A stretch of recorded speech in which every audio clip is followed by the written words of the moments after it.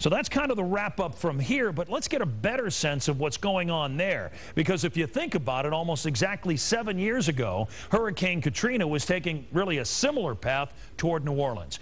While Isaac is really a different storm, the memories of Katrina still linger for the residents of the Crescent City. So ABC's Taman Bradley has more on preparations in the Big Easy.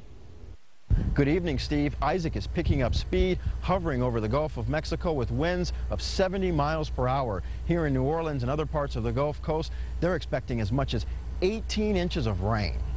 High anxiety along the Gulf Coast as Isaac barrels in. Isaac sideswiped the Florida Keys, but now the storm is moving in on other parts of the Sunshine State and nearby Louisiana, with New Orleans right in the bullseye. Here we go again. I think it's just part of being a New Orleanian is being in the way of a storm, and you just have to do whatever you have to do and make it work. The mayor of New Orleans says the city is ready after the hard lessons from Hurricane Katrina 7 years ago.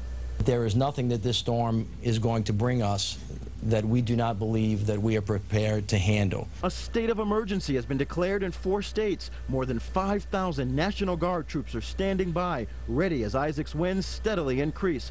Another concern, residents who live in low-lying areas. Folks that live in those areas, these are areas that have flooded before. We cannot force people to leave.